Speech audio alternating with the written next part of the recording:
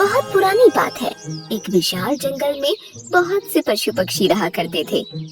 उनके बीच एक रंगीला नाम का बड़ा ही नेक हिरण भी रहता था।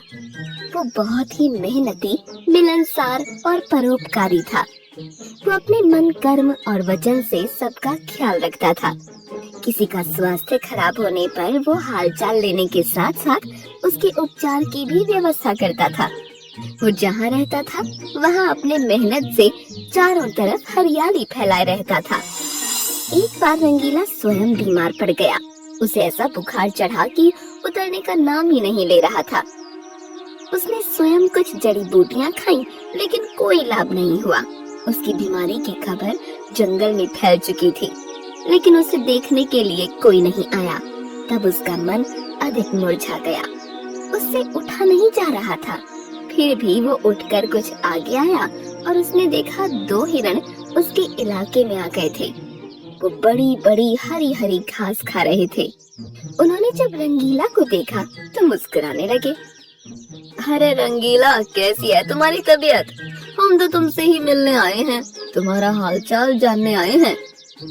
हाँ रंगीला, हमने सुना तुम्हारी तबीयत बहुत खराब है, तो हमसे रहा नहीं गया, इसीलिए चले आए हैं। अब बताओ कैसी तबीयत है? तबीयत में कुछ फर्क नहीं आया है, अब कोई दूसरी दवा लेनी पड़ेगी। हाँ, अच्छी दवा लेना, अपना ख्याल रखना। तुम आराम करो, हम चलते हैं। रंगीला मुड़कर अपने अड्डे की तरफ चला और इधर ये दोनों हिरण फिर से रंगीला के इलाके की हरी हरी घास खाने लगे।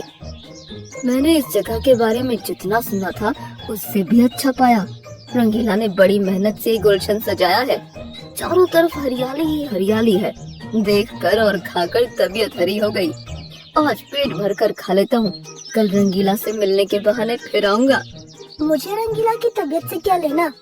ये हरियाली खींच लाई है मुझे। मैं भी तुम्हारे साथ कल आऊंगा। दोनों हिरणों का जब पेट भर गया तब वो वहाँ से चले गए। अपने इलाके में जाकर वो रंगीला के इलाके की हरी हरी घास की तारीफ करने लगे। अरे भाई, यहाँ सूखी घास खाते पड़े हो। जाओ रंगीला के दरबार में, वहाँ चारों तरफ हरियाली ही हरियाली है। वहाँ जाओ, रंगीला का हालचाल पूछो और पेट भरकर हरी हरी घास खाओ। रंगीला बहुत अच्छा है, बड़ा नेक है। उसके बीमार होने पर भी हमें हरी घास खाने के लिए मिल रही है। इससे अच्छी बात और क्या हो सकती है? बहुत सारी हिरणों की टोली बन गई और सब रंगीला के पास पहुँच गए उसका हालचाल पूछने। पहले तो रंगीला को इस बात की बड़ी खुशी हुई कि कितने सारे लोग उसका हालचाल जानने के लिए आ गए। उसके बाद का नजारा देखकर उसका सर ही चकरा गया।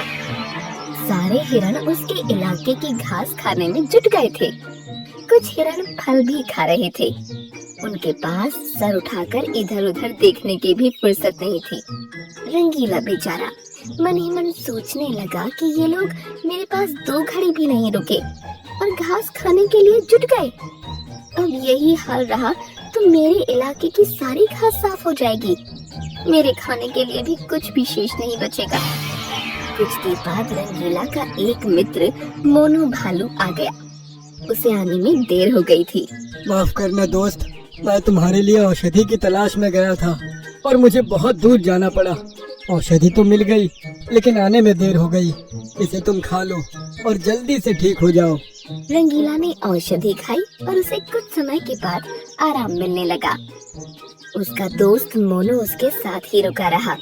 2 दिन के बाद रंगीला की तबीयत ठीक हो गई, लेकिन उसके खाने के लिए न घास बची थी न कोई फल बचा था।